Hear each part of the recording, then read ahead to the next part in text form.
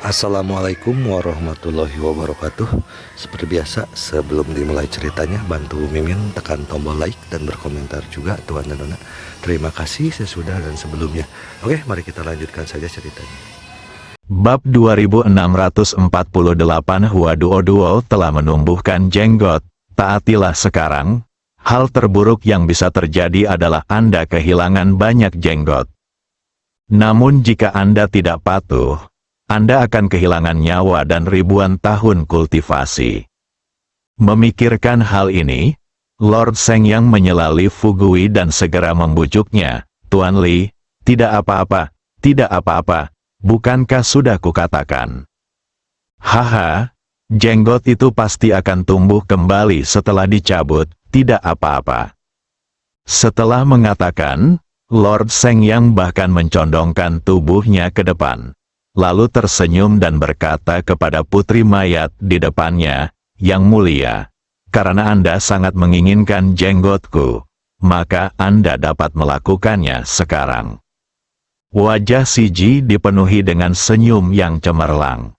Dia menoleh ke arah Li Fugui, saudari Ming, Huaduo dan yang lainnya dan bertanya, "Sekarang, apakah ada di antara kalian yang masih berniat menghentikanku mencabut jenggotnya?"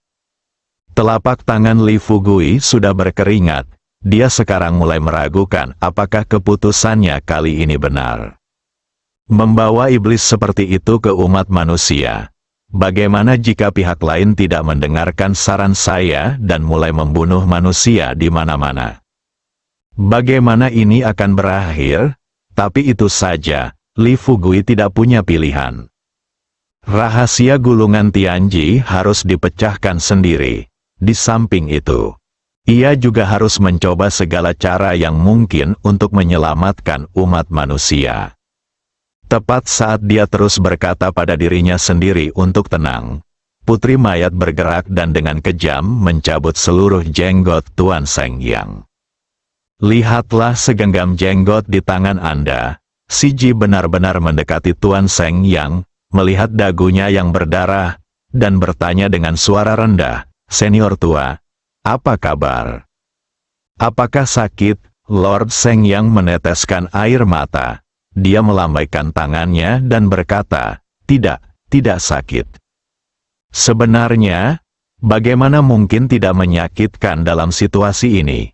Meskipun Tuan Seng Yang adalah peri iblis, janggut di dagunya tetap merupakan bagian dari tubuhnya. Li Fugui cepat melangkah maju dan meraih pergelangan tangan putri mayat. Setelah memegang tangan putri mayat, dia bertanya dengan serius, "Kakak putri mayat, lihatlah janggut di tanganmu sekarang." Si Ji menundukkan kepalanya, melirik jenggot di tangannya, dan bertanya dengan sedikit kebingungan, "Kakak, mengapa kamu ingin aku melihat jenggotmu?" Li Fugui berkata dengan marah, "Mengapa aku membiarkanmu melihat jenggot di tanganku? Apakah kamu tidak menginginkannya? Aku ingin tahu, apa yang akan kamu lakukan dengan jenggot itu setelah kamu mendapatkannya? Apakah jenggot ini semenyenangkan yang kamu bayangkan?" Si Ji berkata sambil tersenyum, "Menyenangkan sekali, saudaraku. Kamu hanya tidak tahu cara bermain dengan janggut ini. Sekarang aku akan menunjukkannya kepadamu." Berbicara tentang sang putri mayat benar-benar mengulurkan tangannya kepada Huaduo dan saudari Ming. Dia bergumam dengan suara rendah, memanggil pasukan dan jenderal. Hati Li Fugui bergetar ketika melihat ini. Dia buru-buru bertanya pada Si Ji, "Kakak Si Ji, apa yang akan kamu lakukan?" "Sudah kubilang, kamu tidak boleh melakukan sesuatu yang gegabah, oke?" Si Ji berkata dengan santai, "Jangan khawatir, saudaraku. Aku pasti tidak akan melakukan sesuatu yang gegabah." Setelah berkata demikian, putri mayat begitu saja membuang jenggot di tangannya. Di depan Anda, sebelum Huaduo sempat bereaksi, dia melihat janggutnya melayang ke arah dagunya. Ketika janggutnya berjarak kurang dari 10 cm darinya, Huaduo akhirnya bereaksi. Dia cepat-cepat mundur dan berteriak pada Li Fugui, "Fugui, cepatlah, cepatlah." Li Fugui bahkan tidak punya waktu untuk bergerak. Jenggot ini sebenarnya menempel di dagu Huaduo. Huaduo buru-buru mengulurkan tangannya dan mencoba mencabut jenggot itu. Tetapi ketika dia menarik keras jenggot yang tumbuh di dagunya, rasa sakit yang menusuk langsung menyebar ke seluruh tubuhnya. Air mata meledak dari mata bunga. Huaduo duduk di tanah dengan sedih dan terisak-isak. "Fugui, lihat aku, apa yang harus aku lakukan dengan jenggotku?" Suster Ming tercengang.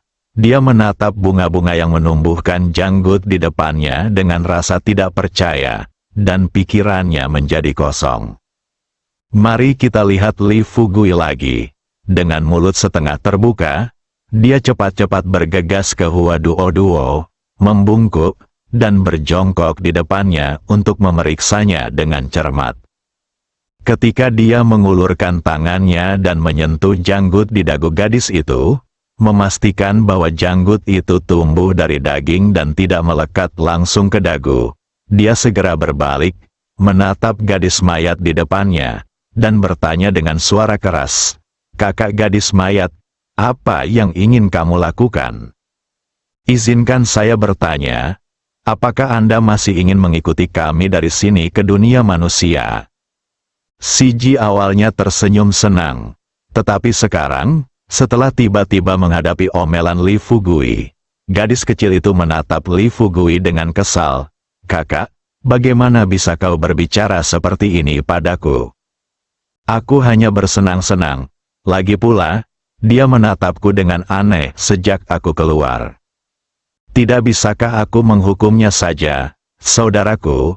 Kukatakan kepadamu, lain kali engkau harus tetap tersenyum ketika berbicara kepadaku, atau aku akan memindahkan gumpalan daging di hadapannya ke tubuhmu, dan aku akan membuatmu sempoyongan ketika berjalan." Hati Li Fugui menegang. Huaduo di sampingnya dengan cepat mengulurkan tangannya dan menutupi bagian depan dengan kedua tangan. Tidak apa-apa menumbuhkan jenggotnya sendiri. Kalau tidak berhasil, dia tinggal membeli krim penghilang bulu dan menghilangkannya setelah dia mencapai ras manusia. Tetapi jika gadis kecil itu, putri mayat, mentransfer segumpal daging yang sangat dibanggakannya itu kepada Li Fugui, maka dia benar-benar tidak akan dapat terus hidup. Suster Ming bahkan menarik napas dalam-dalam. Dia terus berpikir dalam hati bahwa begitu banyak kekacauan telah terjadi tepat setelah tiba di gerbang matahari. Kalau mereka benar-benar membawa gadis ini ke dunia manusia nanti, entah masalah apa yang akan terjadi. Li Fugui tertawa terbahak-bahak dan mendatangi gadis mayat itu. Seperti yang dikatakannya, dia tidak ingin menjadi laki-laki dan berlari ke sana kemari sambil menatap dua gumpalan daging. Dalam keputusasaan, dia hanya bisa memilih untuk tinggal di bawah atap seseorang dan menundukkan kepalanya untuk sementara waktu. Namun meskipun demikian, meskipun Li Fugui menatap Si Ji dengan senyum di wajahnya, dia tetap berkata kepadanya dengan serius, "Kakak Si Ji, kali ini kamu harus patuh, oke? Aku tahu kamu lebih baik dariku. Bagaimana dengan ini? Bagaimana kalau kamu membiarkan jenggotnya kembali ke senior yang lama tadi?" Putri mayat itu menyilangkan tangannya dan berkata dengan marah, apa yang kau katakan tidak begitu bagus. "Mengapa aku harus membiarkan jenggotnya tumbuh kembali?" Li Fugui tersenyum pahit dan berkata, "Kau bisa melihatnya, dia sudah dewasa, sekarang dia punya janggut kambing di dagunya. Apa yang terjadi? Apakah itu tidak memengaruhi penampilannya?" Putri mayat berkata dengan enteng. "Apakah itu memengaruhi penampilan? Kurasa tidak. Lihat, akan sangat menarik jika dia mengikuti kita seperti ini. Jika salah satu dari kita sedang dalam suasana hati yang buruk, kita bisa menoleh dan menatapnya, dan suasana hati kita akan langsung membaik, bukan? Hua Duo menggertakkan gigi peraknya, karena dia mengikuti Li Fugui. Siapa lagi yang berani menindasnya seperti ini selain Li Fugui? Aku tak menyangka kalau hari ini, aku akan diganggu seperti ini oleh si Jalang, putri mayat. Dengan berlinang air mata, Hua Duo menatap Li Fugui dengan sedih, berharap Li Fugui dapat mengatakan sesuatu yang adil untuknya. Li Fugui tampak kesakitan pada wajahnya saat ini. Dia juga berada dalam situasi yang sulit. Terjepit di antara kedua gadis Hua Duo dan Siji, orang dapat membayangkan situasi yang dialaminya. Siji, aku perintahkan kau untuk segera mencabut jenggot di dagu Nona Duo. Kalau tidak, kita tidak bisa pergi.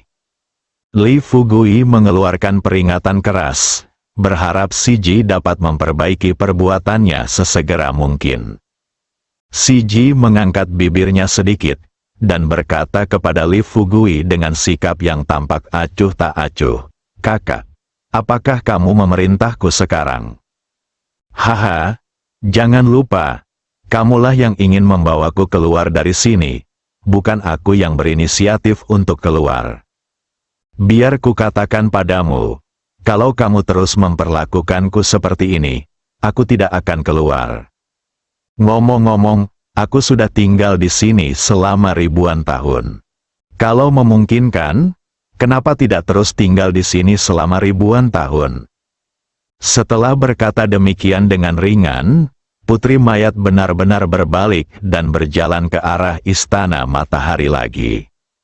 Suasana hati Li Fugui telah mencapai titik terburuk. Dia ingin menangkap Ratu Mayat, mengubah dirinya menjadi Raja Palu Barat Laut, dan menghajar gadis tak masuk akal ini sampai mati. Namun setelah dipikir-pikir lagi, kini aku yang menanggung naik turunnya seluruh umat manusia. Semakin sering hal ini terjadi, semakin Anda tidak boleh bertindak impulsif. Berpikir seperti ini, setelah Li Fugui menenangkan dirinya sebisa mungkin, dia menarik napas dalam-dalam dan berkata kepada Siji dengan ekspresi serius di wajahnya, "Kakak Siji, tunggu sebentar." Saudari Ming dan Hua Duo juga dapat melihat kesulitan di hati Li Fugui dari ekspresi wajahnya. Demi membuat Hua Duo merasa sedikit lebih baik, Saudari Ming melangkah maju, meraih pergelangan tangan Hua Duo, dan berkata kepadanya dengan sungguh-sungguh, Duo, bersabarlah untuk saat ini, dan jangan membuat Fugui malu.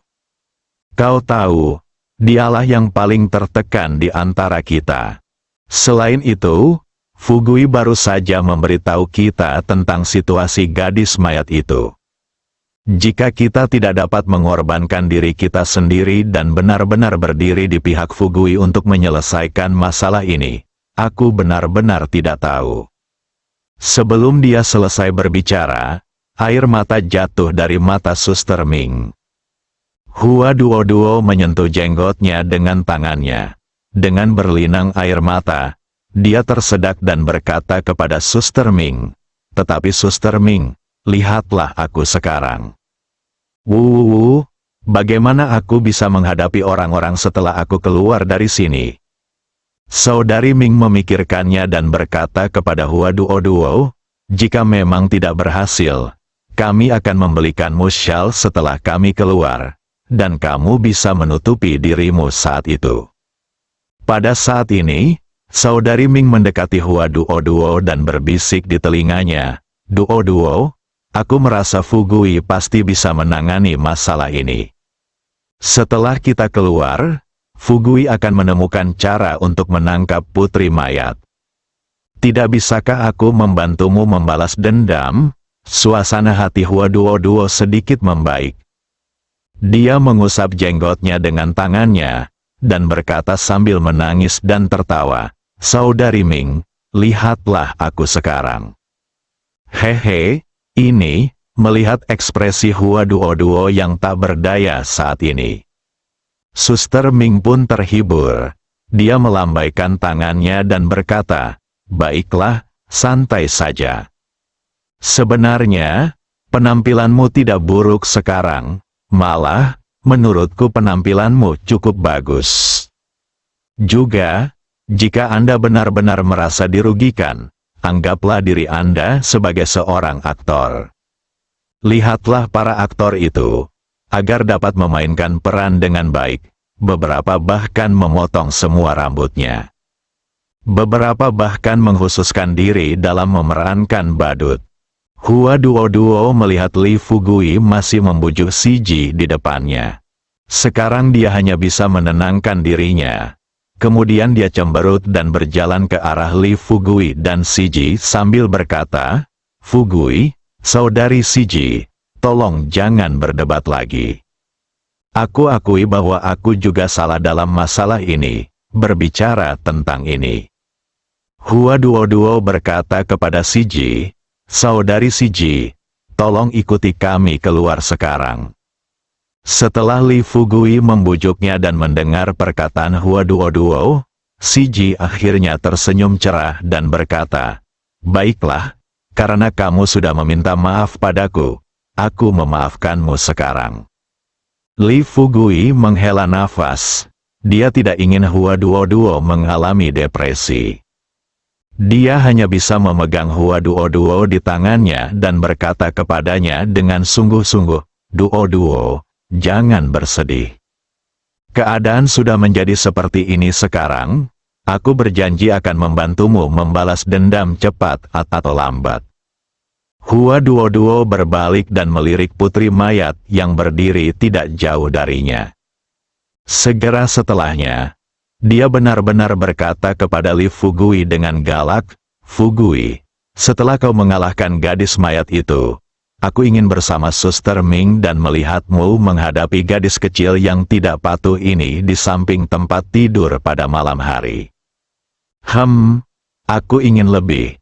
Meski begitu, Hua Duo masih merasa malu untuk mengungkapkan pikiran jahat di dalam hatinya. Tetapi, Li Fugui secara tidak sengaja mengaktifkan kekuatan pikirannya, dan setelah melihat pikiran kecil Hua Duo, dia juga terkejut. Orang ini, dia benar-benar menemukan metode semacam itu untuk menghadapi sang putri mayat. Baiklah, tapi pikirkanlah, ini cukup menarik. Baiklah, oke, kamu bisa memberinya pelajaran sesuai keinginanmu saat waktunya tiba. Setelah mengatakan ini, saat mata Li Fugui mengamati kumis kecil di dagu Hua Duo, dia tak dapat menahan tawa terbahak-bahak. Ketika Hua Duo melihat senyum di wajah Li Fugui, dia bertanya dengan nada tidak senang, "Hah, apa yang masih kamu tertawakan?" Li Fugui melambaikan tangannya dan berkata, Tidak ada apa-apa, haha, aku hanya." Tidak mengatakan itu, menurutku jika kita berdua tidur di ranjang yang sama di malam hari, maka... Hua Duo juga sangat terdiam.